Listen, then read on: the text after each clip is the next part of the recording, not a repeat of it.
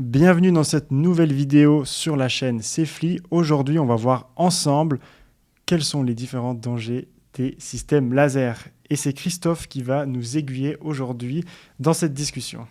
Merci Elio. On peut direct plonger un peu dans ce sujet des systèmes laser. Et il y a pas mal de lasers qui sont utilisés dans les entreprises. Mais qui est-ce qui est responsable de la certification d'un système laser comme ça? Ouais, c'est vrai que c'est une bonne question à se poser. Donc, je dirais les systèmes laser, ça ne change pas vraiment des autres systèmes qu'on peut retrouver sur le marché. C'est toujours le fabricant qui est responsable de la certification d'un produit, que ce soit un laser, une machine ou autre chose. Donc, ça veut dire que dès qu'une entreprise développe et commercialise un produit, c'est à elle d'avoir la responsabilité de la certification de ce produit. Ok. Et du coup, c'est quoi un peu le processus qu'il y a derrière cette certification? Oui, alors je dirais qu'il y a plusieurs étapes pour certifier un produit. Là, on va parler du laser, mais c'est relativement similaire aux autres produits. Donc la première étape, ça va être de définir le domaine d'application. Par exemple, pour un laser, ça peut être soit dans l'industrie, pour faire de la découpe, ce genre de choses. Ça peut être dans la recherche, les laboratoires, mais également dans le médical. Et suivant le domaine, ça va avoir un impact sur la suite de la certification. Donc première étape, définir les domaines d'application. Ensuite, on va définir les normes et les directives. Donc, en fonction du domaine, on aura différentes normes et directives qui s'appliquent au produit. Ensuite de ça, on va devoir appliquer ces normes et directives. Donc là, ça veut dire s'assurer qu'on répond bien aux exigences, faire des tests, des fois même aller dans des laboratoires spécifiques. Et puis, une fois qu'on aura fait tous ces tests, ces analyses de risque, etc., on va pouvoir compiler la documentation technique dans ce qu'on appelle le dossier technique, et c'est ce dossier technique qui fera office de preuve de conformité pour le produit. Et une fois qu'on aura ce dossier technique, on pourra rédiger la déclaration de conformité et puis mettre le fameux logo CE sur le produit. Ok, merci pour cette explication. Et du coup, c'est quoi comme normes et directives qui s'appliquent au laser? Alors, ça va dépendre un petit peu des applications. Par exemple, si on regarde pour les directives, donc si on part d'un principe d'un laser qui va être dans le monde industriel, donc pour faire de la découpe, du gravage, toutes des choses qu'on retrouve par exemple dans l'horlogerie. Dans ce cas-là, on va avoir la directive machine qui s'applique, parce que voilà, on parle justement de machines. Vu que c'est un produit électrique, on aura également la directive basse tension, la directive CEM, donc pour la compatibilité électromagnétique, et puis la directive RoHS pour tout ce qui est les matériaux dangereux dans les composants électroniques.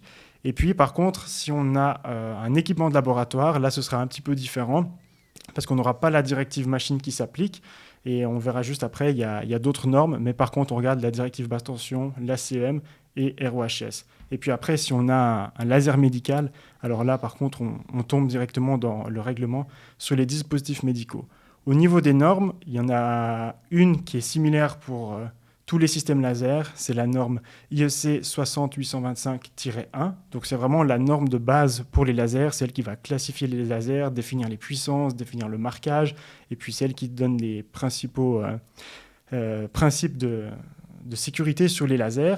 Et puis après, suivant le domaine, on va avoir une variation un petit peu avec les normes. Toujours pour revenir dans le domaine des machines, on aura aussi la ISO 11553, c'est celle qui va s'occuper des dangers laser sur les machines. Donc là, c'est vraiment les dangers laser spécifiques au monde des machines, qui va nous dire un peu comment classifier les différentes zones. Et puis après, vu que ça reste un environnement de machine, on aura la ISO 12100 pour tout ce qui est analyse de risque, la 13849 pour tout ce qui est fonction de sécurité sur une machine de manière générale, et puis l'IEC 60204-1 pour tout ce qui est la sécurité électrique. Et puis après, suivant la machine que vous avez, vous aurez également des normes pour les différents dangers mécaniques, hydrauliques, etc., si c'est des choses que vous avez sur votre appareil laser. Et puis si on est sur un domaine plus laboratoire, dans ce cas-là, on aura aussi la norme laser générique, donc la IEC 60825-1, mais on aura pour tout ce qui est sécurité une norme qui est bien spécifique aux équipements de laboratoire, qui est la norme IEC 61010-1, et puis pour la partie électrocompatibilité, compatibilité électromagnétique, voilà, je m'y retrouve, c'est la 61326. Donc là, on voit que suivant le domaine dans lequel l'appareil laser va être utilisé, on a différentes directives, réglementations et normes qui s'appliquent. Donc aujourd'hui, si vous êtes fabricant et que vous voulez mettre votre produit sur le marché, c'est important de bien définir l'application de votre système laser pour pouvoir avoir une certification qui est cohérente avec le domaine. Ok, très bien. Et du coup, quand on est fabricant, Est-ce qu'on a besoin d'aller dans des laboratoires ou pour faire certifier son produit ou comment ça se passe? Est-ce qu'on peut faire ça soi-même? Oui, alors de manière générale, ça s'applique pour les lasers et tous les autres produits. Donc le principe du marquage CE, c'est qu'un fabricant, c'est sa responsabilité d'avoir la conformité de son produit. Donc pour ça, il peut soit prendre cette responsabilité complètement lui-même et puis faire ce qu'on appelle le contrôle interne de fabrication, qu'on appelle aussi aujourd'hui l'autocertification. Alors c'est un terme qui est souvent utilisé, mais pas très souvent compris. Donc les entreprises disent « Ah oui, je fais l'autocertification, c'est bon, je mets mon logo CE, c'est terminé ». Mais en fait, ça veut dire qu'on a quand même cette responsabilité. Donc, ce n'est pas parce qu'on décide de faire ça en interne qu'on ne doit rien faire. Donc, on doit toujours trouver les normes, appliquer les normes, faire les tests. Et en fait, si l'entreprise elle a les ressources en interne, c'est-à-dire des personnes qui connaissent bien la certification, que vous avez toutes les normes en votre possession, que vous les comprenez bien et que vous savez les appliquer, et puis surtout avoir le matériel, parce que ces normes nous demandent d'avoir des équipements de test, de sécurité électrique, aussi il faut une chambre anéchoïque pour faire la compatibilité électromagnétique. Donc tout ça, c'est du matériel qui, si vous l'avez en interne avec les bonnes personnes, vous pouvez le faire. Par contre, c'est rare qu'aujourd'hui des entreprises ont ce genre d'équipement, donc c'est pour ça qu'ils font souvent appel à des entreprises externes pour pouvoir faire les tests demandés par ces différentes normes. Donc je dirais oui, on peut le faire en interne, mais il faut avoir les compétences et le matériel, sinon faites appel à des entreprises externes. Ok, très bien. Et du coup, c'est quoi les dangers qu'il y a sur un système laser? Alors souvent on pense aux dangers biologiques, donc pour les yeux et la peau, c'est ce qui vient tout de suite en tête quand on parle de laser, et c'est vrai que c'est un des risques principaux des systèmes laser, mais il y en a plein d'autres. Donc peut-être pour revenir juste un petit peu sur ces dangers biologiques, donc le laser, les systèmes laser, ça fait un faisceau d'énergie concentrée. Donc si ça arrive sur la peau ou sur les yeux, ça peut endommager la vue, endommager la peau, nous brûler. Donc ça peut avoir comme un certain impact dépendant de la classe du laser. Donc on a différentes catégories qui sont en fait définies en fonction de la puissance et du risque du faisceau laser. Mais sinon, ça reste des appareils électromécaniques dans certains cas. Donc on peut avoir des risques d'électrocution. Ça reste une machine électrique avec peut-être du 220 volts ou même du 400 volts ou plus suivant les applications. On peut avoir des risques d'incendie, autant qui viennent de la partie électrique ou alors du faisceau en lui-même. Voilà, si on travaille avec des matériaux inflammables, ça peut avoir des conséquences qui peuvent être relativement grandes. Ou alors si on a un faisceau qui sort de la machine et puis qui va taper dans, je sais pas moi, des cartons ou des choses comme ça peut également faire un départ d'incendie. On a également des risques chimiques, je dirais soit de la réaction du laser, c'est-à-dire que si on vient travailler certains matériaux, on peut avoir des vapeurs toxiques ou ce genre de choses, des poussières qui peuvent être dégagées, qui peuvent être dangereuses, mais également de la part de la source du laser. Donc là aussi, on a certains lasers, certaines technologies laser qui fonctionnent avec des gaz qui peuvent être dangereux pour les personnes qui sont autour. Donc là, c'est important d'avoir des lasers qui soient bien fiables à ce niveau-là et puis de faire surtout la maintenance qui est demandée. On a également des risques mécaniques. Donc là, si on parle de lasers un petit peu plus grands qui font par exemple de la découpe dans la métallurgie, on a forcément des déplacements. Donc c'est un laser qui bouge, qui fait souvent plusieurs dizaines ou centaines de kilos. Donc là, on peut avoir des dangers mécaniques si on entre dans la zone de travail, par exemple.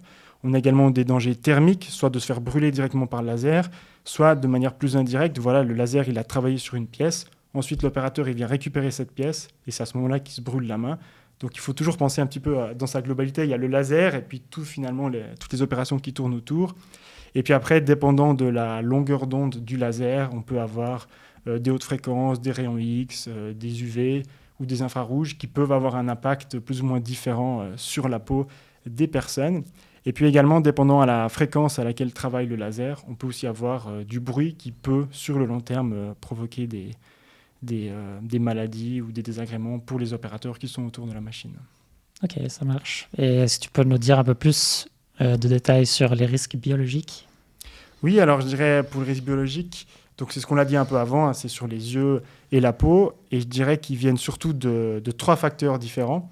Donc on a l'exposition directe au faisceau, ça c'est assez simple. On a la sortie du faisceau laser qui nous arrive directement dans les yeux ou sur la peau. Je dirais que celle-là, de manière générale, elle est assez facilement évitée parce que c'est celle à laquelle tout le monde pense. Donc forcément, les machines, elles sont relativement bien développées pour contrer ces cas-là. Ensuite, on a l'exposition à une réflexion diffuse.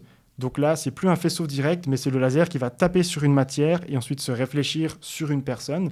Et là, on dit diffuse parce que ça va être un matériau, typiquement comme ici, du bois ou alors du métal, mais pas brillant. Ce qui fait que le faisceau laser, il va se diffuser, ce qui fait qu'il est moins dangereux pour les personnes. Donc là, il n'y a quasiment aucun risque de brûlure. Par contre, on a toujours des risques pour les yeux.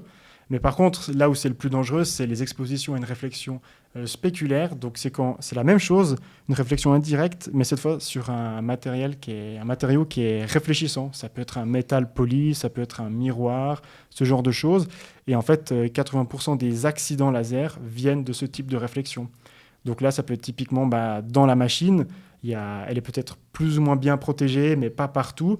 Et en fait, le faisceau laser, pour une raison XY, il a touché une matière réfléchissante. Ça peut être une vitre, un miroir, ou simplement aussi, par exemple, dans le domaine de l'horlogerie, ils travaillent beaucoup sur les montres, des montres qui sont polies, ils viennent graver des choses dessus. Forcément, il y a des réflexions. Et c'est à ce moment-là que tout d'un coup, il y a le faisceau laser qui peut repartir dans une direction qui n'était peut-être pas prévue à la base, ou alors on peut avoir l'opérateur qui a ouvert la porte à ce moment-là, et puis il n'y avait pas de sécurité sur la porte. Et donc, c'est avec ce genre de réflexion qu'on a la plupart des accidents dans les yeux des opérateurs ou alors des techniciens. Ok, très bien. Et en parlant d'accidents, c'est quoi un peu les facteurs de risque qu'il y a avec les systèmes laser? C'est vrai que si on veut éviter les accidents, c'est important de comprendre d'où viennent les accidents et qu'est-ce qu'il peut avoir, d'où est-ce que ça peut venir. Donc il y a le facteur humain, donc c'est je pense, une des plus grandes causes. Donc souvent, c'est avoir une mauvaise formation. Donc c'est-à-dire que les gens, ils comprennent pas forcément les dangers des lasers. Donc si tout d'un coup, on a une nouvelle machine, on dit voilà, le technicien XY ou l'opérateur XY, maintenant, il va travailler sur cette machine. Lui, il dit, c'est une machine comme toutes les autres, il n'y a pas de problème, je fais ma maintenance, mes opérations dessus, comme d'habitude. Sauf que les lasers, ça a des dangers supplémentaires par rapport aux autres machines. Donc, c'est important de bien former les personnes. Et donc, comme ça, elles sont au courant des dangers, elles connaissent les procédures. Et puis, avec ça, normalement, ça évite bien des problèmes. Ensuite, il y a la complexité de la tâche. Donc là aussi, suivant comment les opérateurs ils doivent effectuer des tâches complexes sur la machine, qui peuvent créer des situations non voulues ou délicates, et c'est là qu'il peut y avoir un accident. Mais je pense que la plupart des accidents, ils arrivent également durant les phases de maintenance, ou alors lorsqu'on a un problème puis qu'on veut débugger la machine. Et c'est là que le technicien, il va vouloir bypasser un petit peu les sécurités, ou alors aller à des endroits auxquels il n'a pas normalement le droit d'avoir accès. Et c'est là qu'on peut avoir des problèmes. Donc voilà, la complexité des tâches peut affecter les risques. Et puis ensuite, on a aussi la dangerosité du laser. Donc là, on a différentes classes qui vont de 1 à 4. Donc sur un laser classe 1, normalement à l'extérieur de la machine, on n'a aucun danger. Si c'est un laser classe 4, c'est-à-dire que dans toute la zone où on a un faisceau laser classe 4, ça peut être dangereux pour les opérateurs. Donc là, dépendant de la classification du laser, on a des risques aussi qui sont forcément impactés. L'environnement aussi dans lequel on travaille, donc est-ce que c'est dans un laboratoire tout calme, tranquille, tout est bien rangé, on a de la place, on n'a pas de stress, c'est plutôt un environnement favorable, ou alors au contraire, on est dans une chaîne de production avec beaucoup de bruit, avec tout qui est un petit peu mélangé. Tu vois, dans les usines, des fois, c'est pas toujours très bien rangé, on a le stress de la production, et tout ça, c'est des facteurs qui peuvent créer des accidents plus facilement. Ensuite, on a la signalisation. Est-ce que le personnel sait où sont les zones dangereuses? Parce qu'on a dit, il y a plusieurs classes de laser. Peut-être dans une zone de la machine, on est en classe 1, donc on est protégé. Dans une autre zone, on est en classe 4, dans ce cas-là, c'est dangereux. Et tout ça, ça doit être bien signalé. Et puis enfin, l'équipement de protection. Donc porter des lunettes, porter peut-être des gants ou alors des habits complètement couverts suivant les classes de laser. Et puis aussi des protections qui peuvent être des vitres de protection ou alors des rideaux de protection laser qui peuvent amener une sécurité supplémentaire. Donc voilà un peu les différentes possibilités pour améliorer la sécurité d'un laser. Ok. Et du coup, tu parlais de formation des facteurs humains. Et du coup, qui est-ce qui peut travailler sur un système laser? Est-ce que c'est réglementé? Oui, alors c'est réglementé. En Europe, c'est assez réglementé. En Suisse, je dirais un petit peu moins. Donc je dirais de manière générale, tout le monde peut travailler sur un laser, mais sur les lasers de classe 3 et 4, qui sont les classes les plus hauts au niveau du risque, là, le personnel doit avoir suivi une formation pour pouvoir travailler dessus. Puis on peut aussi distinguer entre les opérateurs, les techniciens et les responsables. Donc en France, ou en Europe, il y a ces 3 niveaux justement d'accréditation où il y a des formations pour chacune de ces étapes-là. Donc, si vous travaillez sur les lasers 3 et 4, vous devez avoir suivi une de ces formations, dépendant si vous êtes un opérateur, un technicien ou alors une personne chargée de la sécurité. Ok, très bien. Et peut-être pour finir, comment est-ce qu'on peut éviter les accidents avec les systèmes laser? Oui, alors là, je dirais il y a 4 choses qu'on peut faire afin d'éviter les accidents. Donc, la première, ça va être de faire une analyse de risque du système laser et de son environnement. Donc ça, c'est typiquement pour les entreprises qui ont acheté des lasers ou alors qui ont des lasers depuis un certain temps ou qui l'ont changé d'endroit ou qui l'ont modifié. Dans ce cas-là, il faut faire une analyse de risque pour savoir quels sont les différents dangers liés à mon laser. On l'a parlé avant de l'environnement, de la signalisation, de la formation. Donc tout ça, c'est vu dans cette analyse de risque. Ensuite, il faut vérifier son équipement régulièrement. Souvent, ces machines-là, elles ont des plans de maintenance qu'il faut suivre afin de s'assurer qu'il n'y ait pas une détérioration du système ou des éléments de sécurité. Aussi, s'assurer quand on achète un système laser qu'on ait bien la déclaration de conformité, le marquage CE, toute la signalétique de l'appareil avant de l'acheter, parce que sinon, ça veut dire qu'il est potentiellement non conforme. Et puis le troisième point, ça va être, comme on l'a déjà répété plusieurs fois avant, ça va être de former son personnel. Donc pour ça, il existe différentes formations également en Suisse pour s'assurer que les personnels qui travaillent sur les lasers, ils soient bien formés aux différents dangers et aux protections contre les lasers. Et puis justement, ça nous amène au quatrième point, ça va être les équipements de protection, de sécurité. On a déjà mentionné avant un peu les lunettes, les gants, la tenue et puis éventuellement les vitres ou les rideaux. Donc normalement, avec ces 4 étapes, ça permet déjà d'éviter bien des accidents. Et si toutes les entreprises suivaient ces 4 étapes, je pense qu'on serait déjà bien mieux. Très bien, merci beaucoup. Voilà, merci à toi pour ces questions et j'espère que pour ceux qui nous ont écoutés, vous avez appris quelque chose. Dans tous les cas, je vous invite à aller sur notre site cefli.ch pour avoir plus d'informations ou alors simplement de nous contacter. Allez, à une prochaine. Ciao, ciao.